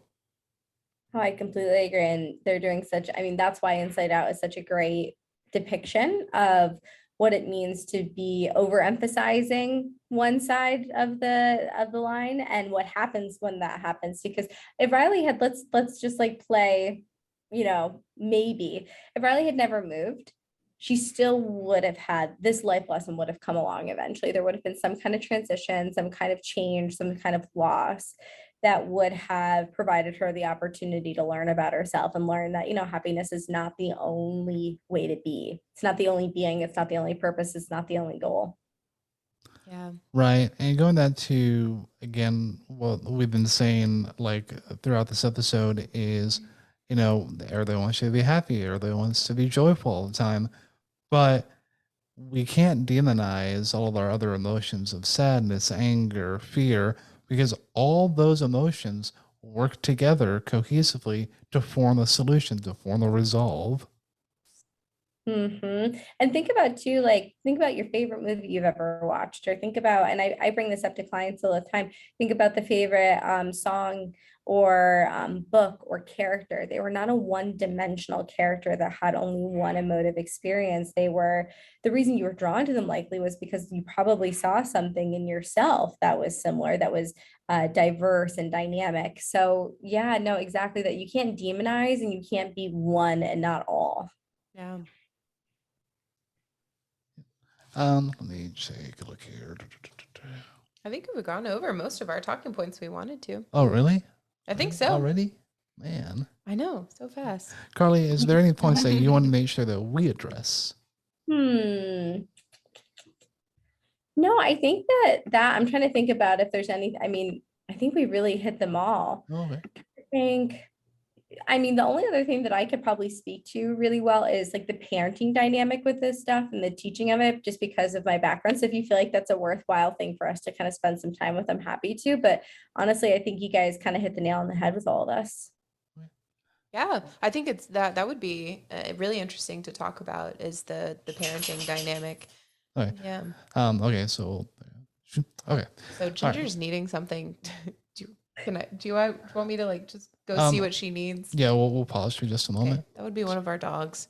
Oh, don't you worry. I've got a pup at home who definitely is sick, and so I'm on the same exact clue as you are. I felt so much for you guys for giving the intro of what happened with the probiotic, because the other day it was a full rotisserie chicken and almost a chicken bone in the throat. And I was like, oh gosh, yes. I caught it just before it happened, but it was like, sir, why? Yes, why? Like, right. Because it's tasty. Yes, exactly.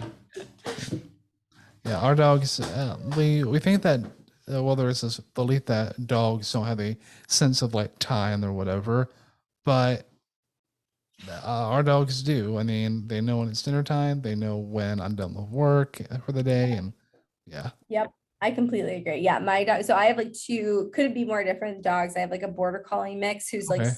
smart for his own good, very fast, very agile. And then I have this smushiest little King Charles Cavalier who's like this big and just like filled with euphoria and urine, and that is it. And it's so funny because despite their big differences in sort of demeanors or personality, they are so vigilant and aware of where we're at in the day or if we're leaving or knowing exactly what it sounds like when I come down the stairs versus my poor husband. They're both boy dogs. So they're like, I am mama, and they want to be with me 95% of the time. And they can totally tell when he comes down the stairs versus when I come down the stairs. Oh, absolutely. It is a totally different dynamic for when I enter in the house first to when my wife enters in the house. Yes. And Yeah. It's a even parade of dogs. even this morning, you know those like little door stopper things that are on the wall. Well, one of our pups just loves to hit that in the morning, and the vibration of the sound, wakes all of us up. But no, it wasn't enough that I got up and opened up that door. They wanted Rebecca to get up. 1,000%. For me, it's that, and my husband will be home from work for hours before me and just be like hanging out. They'll lay down with him. Right. As soon as I get through the door, they want food, they want attention, they need water. And I'm like, he's been home for 3.5 hours. Where was the ruckus for this at that point?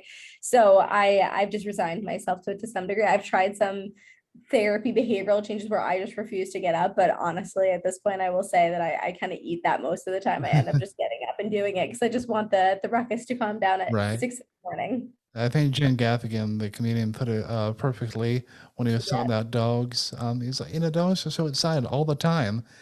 Like, I've only been away for like 30 minutes, and I come through the door. It's like, you're home. It's a miracle. Like, I just came back from war or something. Literally. So yeah, my border collie is very much like that. But then our little guy, the King Charles Cavalier, you would have thought that I just did a 7-year adventure and he hasn't seen me. And he's, yeah, dogs are the funniest and the weirdest and the best things ever. Absolutely. So what does she need? She was hungry. Of course, I told you she knows it's dinner time. They do. Yeah, I was just gonna say, I was saying that like I'm the mom. So like my husband's home right now, I guarantee you they're lying down doing nothing. And as soon as I walk in, they're dinner, food. What are we doing now? Yep. All right. All right, so we'll get that to okay. All right, Carly. So let's have you talk about as one of our last talking points, kind of the parenting dynamic in Inside Out. So one of the things that I think is really so important that they did was they showed the parents making mistakes. And one of the things that I do constantly in my work as an OCD specialist with family members who want to support their loved ones is remind them that they will make mistakes and that is okay. We as human beings are prone to that. It's a very necessary part of our existence so that we can learn and grow and change. So I think for a lot of parents who maybe grew up in environments where they were also taught to sort of repress and get over it and just forget about it, it's not intentful by any fashion to sort of teach kids like, oh no, you're a happy kid, right? Yeah, this is my good little kid, my good little girl, my good little boy, or oh, see how extraordinary you are when you do this. And it's to no one's ill intent to do that with kids. But here's the thing, as we talked about at the very beginning, children do absorb that and they start internalizing those things. And so one of the things that I try to teach and implement in the family work that I do, and this is true with both the OCD work that I do and also when I was doing inpatient care with families, is one of the most effective, I think, really profound ways a parent can teach and also help their child to move through these things is to role model. So role model apologizing and discuss that they learned something. I didn't realize when I said that to you, this is how much it sat with you. And I want to hear about your sadness. I want to know where I was sad when we moved too. And I wish I had expressed that more. That is huge for a little one to hear. And I'm talking like as young as 4 and as old as 17 or even older than that. Hearing that from your parent is so gratifying. Oh yeah, it doesn't matter what age you are. Like that would be really impactful. Oh, absolutely. And it just, again, it also, so you're teaching so many things. You're teaching emotional vulnerability, emotional communication, willingness to be objective. But you're also teaching them how to apologize too. So I think a lot of people sort of in the mix of repressing feelings also strongly feel like threatened when maybe it's later on in a romantic relationship or a friendship or a work relationship where someone's trying to give them constructive feedback about something that they've done or something that they've decided to do. And now they're feeling threatened by that because for so long it was, I have to be right or this is all wrong. And so when you teach kids from a young age that apologizing, reflection is all a necessary part of this thing called life, they're much more apt to being able to do that themselves in the later ages. Yeah, and I think parents they try to teach their kids to say sorry and to apologize, but typically it's just like, come on, say you're sorry. And they're like, I'm not sorry, but I guess I'll say it. I'm so happy you brought that up. Yeah. So this, if I was gonna, I'm gonna rephrase myself a little bit. If we can teach our kids to be emotionally vulnerable, and also what comes with that too is that you teach kids by doing this that emotions are temporary. Every moment is temporary, and I think Inside Out did a great job at this too. Even in the worse off moments for Riley, you saw her feelings, her perceptions, her mind was changing, and so when we allow something to be real, like sadness, life is going to keep giving you new moments that is going to change your perception, your emotional value. And so, yeah, that emotional communication is another piece of that, learning that every moment is temporary. If it's tough right now, that's necessary, it's important, it's feeling, but it's going to be different 10 moments from now if we allow that to happen. Yeah. Absolutely agree with that. All right. So, what we're going to do now is, and if you want to participate in this, great. If not, that's okay too. I did have one more question. Oh, you actually. did? Oh, okay. Yeah. All right. I'll back up and then I'll. Ooh, okay. Well, I was really curious about are there particular moments of Inside Out that you're like, this moment, I want you to watch the movie for this moment? Oh, that's a great question. I want my clients to watch it for the overall story because I think that journey of like Joy's controlling of all the emotions to her and sadness being on this journey through all of the different worlds, these different islands to being with oh my gosh, I don't want to ruin the name, but is it Bing Bong in the forgotten memory space? Right. Oh, Yep. yes. I think that's probably one of the spaces that I love for people to watch because I think it's such an emotional moment that we can all, adult, child alike, can kind of take hold to, is like those things that were so important to us, that were so cherished, that those also change and that's okay. And it sends us on to the next spot and things like that. I do think that that is some stuff that's really important for me to, or important in terms of why I suggest it so often. But I would say that kind of generally speaking, I want people to watch that journey for joy and for sadness and how they become BFFs. And I'll reference that too. So when we're in the midst of a session and I can see that the person I'm working with is really fighting, that they're upset, that they don't want to kind of lean into it, I go, just want to check in with you. Who did I become BFFs with during Inside Out? And that's usually what we need to like break through the moment. That's awesome. Yeah, that moment with where Joy and Bing Bong are trying to get out of that pit of the forgotten memories. Oh my gosh, when the recognition on his face when he's like, I'm the one that needs to get out of this little wagon thing so that Joy can get up and do what she needs to do. It's like, and you just see emotional. him later. It's like, take Riley to the moon for me. I'm like, oh. I know. I think every adult ever has watched that. There's like one tear, like a cinematic tear, Yes. like all across the board. Oh yeah.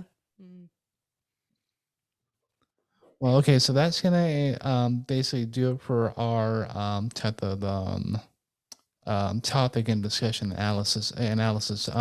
So since this will be coming out the first Friday of the month, what we do is a what are we watching segment, at least in like 5-8 minutes on that. Kind of just what we're watching, reading. Think of if you ever listened to NPR's pop culture happy hour. Kind of they do what's making us happy this week kind of thing. Would you want to participate in that segment? I would love to though. Well, I was gonna say that the sad, not the sad part necessarily is what I'm watching right now is a heavy topic. Hulu's rendition of I think it's The Girl from Plainville is what they've Oh, titled it. yes. So I've just finished watching that because I went when I was in grad school, that whole case was going on. And then of course I've worked with adolescents for like a vast majority of my career. So I was very invested in all the pieces. So I've been doing that and a little Gilmore Girl like action, like back and More forth. girls. Yes. All right. So we'll go into that segment. I okay. did have one more question. Another one. I'm Monica? sorry. I thought of another one. All right. But after this one, we do WWW. I'm ready for it. So it has less to do with Inside Out and more just like of a general question. So May is Mental Health Awareness Month. And as a counselor who sees mental health patients, what is something that you would really want to tell our listeners or just people in general about mental health and bringing awareness to that? Ooh, I think maybe one of the more pivotal things, there's so much, but I think one of the more pivotal things that I try to remind everyone I work with, because it's not uncommon that people come to see me when they are really, really struggling. And so there's a lot of internalized shame because of that. What did I do wrong? What's wrong with me? All of that. So one of the first things that I try to normalize with is you had mental health way before I ever existed in your life. That was there from the moment that you entered this world. It's often sort of correlated with something's wrong, mental health. However, what we're talking about with Inside Out, what we're talking about with, in general, when it comes to a person's life, that is your mental health working. So similar to how our physical bodies work to evolve with our age, our mental health is doing the exact same thing from the moment we enter the world to the moment that we leave the world. It's always working. And I do find that that is an olive branch that helps a person to feel a little bit less shameful and a little bit more like, yeah, and no one gave me the guide map to that. So that's what I'm here for you for. And that's what I try to help with. That's awesome. I love that. Yeah, so that's great. we mentioned earlier that we actually went to pre-engagement counseling, and the counselor we were working with at that time, he said, you know, I love talking about the counseling and the mental health because when you break an arm or you're sick physically, something is wrong, you go see a doctor, and counselors and therapists are doctors for your mind. And Yes. it's the same thing. And it's okay. You get sick. It just happens, your mind gets sick. It just happens and it's okay. Yes. Yeah. And also it can get better. It does Yeah. get better. I completely agree with that. And I think that many times people refer to mental health as sort of the invisible injury. And I totally understand that and appreciate that. But what I think we could also correlate to, it's the invisible health that's been with you since, again, day one. It's just that we don't really always notice it as much until it's disrupted for some reason. Right. Right. And I think us as a collective society more and more are coming to the realization where it's okay to not be okay. Yes. Yep, I agree. I do think that the pandemic, I will give the pandemic this, I think it's helped with that. It sort of was a catalyst for it because we just weren't okay. We weren't going to be okay. And we're still working on becoming quote unquote okay. And recognizing that's going to be very different from what it looked like pre-pandemic, but I completely agree. Yeah. Well, I think this has been a great discussion on Inside Out I and just agree. all the different points that we've hit. But it is the first Friday of the month, and you know what that means.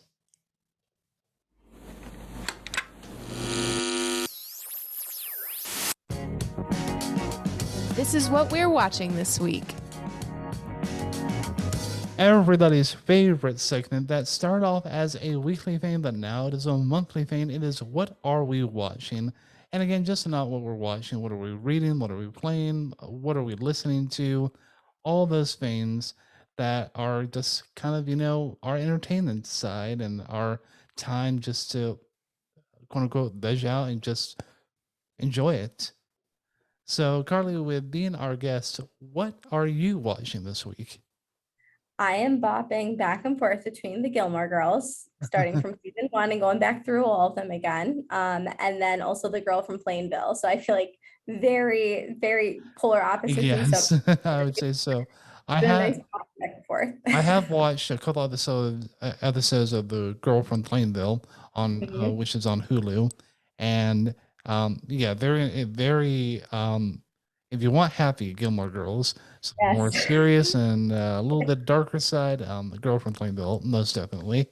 So Yep. I haven't watched Girl from Plainville, and I don't think I've seen a trailer. What is it about? Oh gosh, it's such, I mean, so far I find it to be pretty well done. So this is all about the case that occurred. I don't want to script the dates, but I want to say it was 2018 or so. Maybe it was about 2018. There were two adolescents at the time. I want to say the young man was about maybe 18 or 19, and then the young girl was about 17. They were in a romantic relationship. Unfortunately, it ended with him having been successful in suicide. And the whole storyline is basically about their relationship and if this young woman was impactful in his choices. So this is a real story. It happened in Massachusetts. I went to school just about the time this was going on for grad school, so I knew this was going to be really resonating in a lot of the child adolescent mental health studies that I was doing. And what I really like about the girl from Plainville that I don't think the news did a great job with is it's giving a real 360 view on this and how every single person in this story was hurt, every single person. So Elle Fanning plays one of the leads. I'm totally blanking on the gentleman who plays the other lead. They're really doing a fantastic job with it, but it's a heavy one. I tend to balance between something very light and something very heavy, and I just sort of bop between the two. Yeah, I love how you said everyone is impacted because when something, a suicide happens or a divorce in a family or something like that, it's not just two people or one Right, person it's that's the whole impacted. family. Yeah, Everyone. I mean, its tentacles go so far of people who are affected by it. I It's completely agree. Mhm. Mhm. And Rebecca, I mean, we haven't been well. I see. Aside from the stuff that we've been watching for the podcast, what have we been watching recently? Watching. Well, we've been getting more into Jujutsu Kaisen.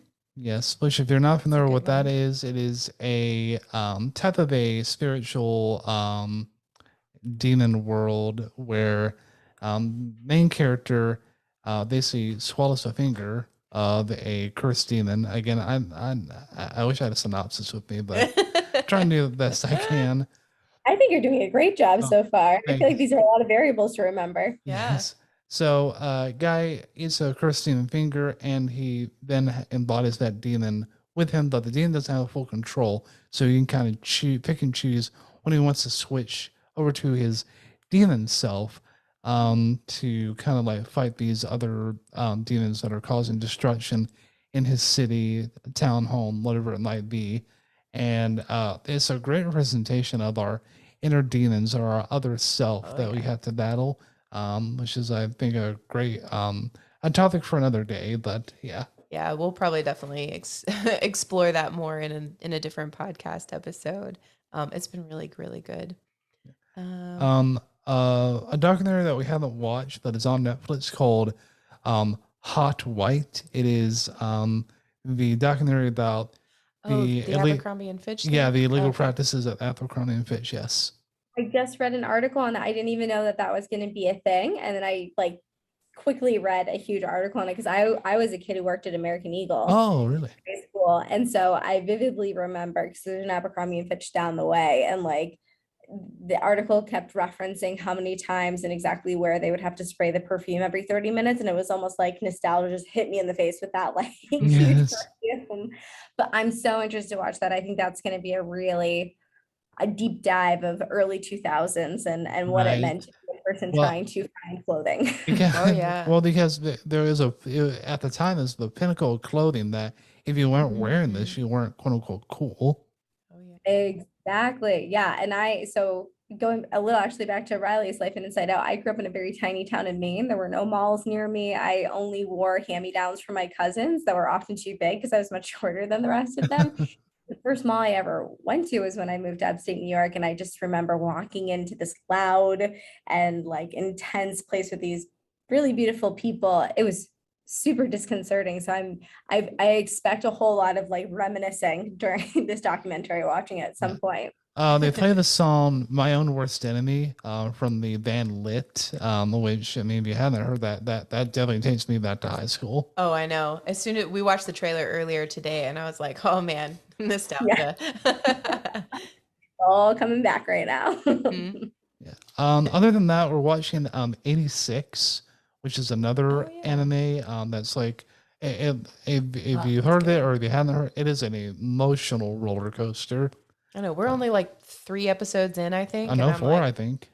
it's already, yeah. It's the so 86 is this like the world has been invaded by these, I don't know, alien things, and humanity decided on that we needed to have that there was a superior race, the Aryan sort of race, like the Nazis did, and they took everyone. I think it was like white hair or silver hair, and I don't know, some kind of eyes, physical features that made them okay, and then everyone else they put in this concentration camp, if you will, because I think that's kind of what they're going for in the show. But then, so these outsiders have to fight the war for the people who are the privileged, the special race. And, but the people who are that sort of Aryan race, they don't know that they're actual human beings who are fighting the war. They think they're androids. They think they're not real humans, and they don't even count their deaths. And it's like, oh my gosh. That feels very like like a thriller meets like psychological, Right. emotional, historical, all of the pieces put together. Yeah. Oh yeah. And anything that I've seen like that, again, Carter, what you said, it's definitely a thriller meets psychological, and I mean, yeah, it's heavy. I'll say for sure. Yeah, it's good.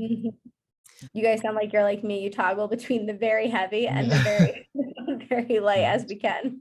It's Oh, like, yeah. it's like, what are we feeling tonight? It's like, oh well, you know. Yeah. What I have to do later. What kind of mood do I want to be in? Yes, All those exactly. It all makes questions. a difference. Yeah. Yeah. As far as other entertainment, I am now on book 4 of the Wheel of Time series, which is so good. I don't know. They came out with the Amazon. yeah. Yep. I devoured that. I watched the Amazon Prime series and I'm working through a book series right now. So as soon as I'm done with that, I'm moving on to the Wheel of Time. Well, be warned, there are 12 books in the series. So I will be busy. Very busy. Yes.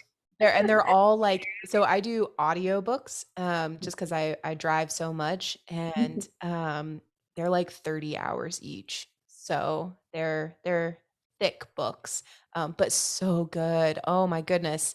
They're great stories. I love them. I will be doing the same thing as you with audiobooks as well for this. And for those of you who are gamers, I've just finished the first Uncharted game. And if you're not familiar, it's a action adventure game where you play as Nathan Drake, who is going to find all of these different treasures. Again, the first one was like the El Dorado, so like find all the gold. And then this one is like finding oh gosh, it has to do with like breaking into a museum in Istanbul. And so what really sparked it is like the newest Uncharted game, Uncharted 4, came out, and also the movie Uncharted, which I want to see that we haven't yet. I know. So I'm trying to I make really my want way to. through all of that first. I know. I love adventure stories. They're so good. Same. I've wanted to see Uncharted, and then I'm also interested in seeing the new Batman. I feel like I've Yes. seen so many Batman renditions in my lifetime, but I'm ready for the next one. And Yeah, there are as of this so many. recording, if you have HBO Max, you can actually watch the new Batman as of right now. Yeah, I was so I saw- surprised it was on there. Yes. Same. I did hear though, because I was contemplating it last night when I was like looking for something, and I knew I wouldn't finish it, but then I looked, I think it's like 3 hours long. So I It was like, okay, is. that's gonna be a rainy day activity, like a day off rainy day Yes. activity. And I think our mindset to now that we can just like stream so much and not to go to like the theater because it's like, wow, man, it's 3 hours long. So if you go to like typically a 6 or 7 o'clock showing, you're going to be there until probably 10 o'clock. And then depending on how far it is, it's going to be like midnight maybe before you get to bed. And I'm definitely gonna need to run and use the bathroom at least once or twice because I'm Yes. constantly guzzling a water bottle. So like for me, it's almost more worthwhile for me to wait until it comes on a streaming service to then pay Right. for it there versus go to the theater for that reason alone. And you don't have to Yeah. you don't have to buy the $20 popcorn and all that stuff. Right. Exactly. I love the nostalgia of being in a movie theater. And also my movie theater in the last couple of years put the kinds of chairs where you can like raise your feet on, which is lovely. It's very cushy and comfy. But again, like I went to see the new Spider-Man, that's another long one. And I had to like sprint to the bathroom and sprint back during like a pivotal moment. Oh, I know. It's always in the worst moment too, isn't it? My bladder was like, this is the time right now. You have no idea. Yes. Well, we want to thank our guest, Carly Samach, once again for joining us and once again for just a great conversation. Carly, if people want to follow you, where can they find you? Yeah, let me start by saying thank you guys. I so enjoyed this conversation. I feel honored to have been asked onto your podcast. If you want to follow along with me and what I'm doing professionally and personally, counseling with Carly, both on TikTok and Instagram is most accessible. I would say that I probably post on Instagram more than TikTok these days, but we'll probably start doing some more of the TikToks. And then also if you're interested in any kind of treatment relating to compulsive disorder, OCD therapy, NoCD, which is also found as treatmyocd.com or on Instagram. Wonderful. Well, definitely, listeners, go ahead and check that out. I've perused the website, both the social and the Treat My OCD. Again, they offer a great service. So if you are in need of the treatment, again, one of the benefits is they offer this teletherapy. So again, you don't have to go to an office to get therapy. It can all be done virtually, and you get the same type of consistent value from it. Absolutely. And we also cater not just to the US. So we have therapists in all licensed therapists in every state in the US, but we also treat individuals in Canada, the UK, Australia, and various other countries too. So if you're interested, just reach out and the care team, our intake team will help to set you up with who would be best for you. Wow, that's awesome to hear. Yeah, our analytics tell us that we've actually got listeners all over the world, which is pretty cool. So it's nice to know that there's a service that potentially anyone could utilize. That's the goal of NoCD, is always to try to be accessible first, and then educating as many as we can about what OCD is, what treatment for it needs to look like, all of that and above. Awesome. Wonderful. Well, once again, we thank you for listening to this episode of Anilujah. Again, this is kind of a bit different from our normal format, but again, we want to take this month of May to address mental health, raise awareness, again, as it is Mental Health Awareness Month. And this is something that we really strongly believe in and that we think is important. So again, next week we will have our second installment. And so stay tuned. Again, we'll be posting sneak peeks on our socials regarding next week's episode. So until next time, have a great week, everybody. Oh, bye, everyone. Thank you for listening to the Anilujah podcast. Be sure to follow us on Facebook, Twitter, and Instagram to keep up with all the latest information. We would love to hear your comments and questions about today's episode, as well as suggestions for future episodes. You can message us on our socials or email us at contact@anilujah.com.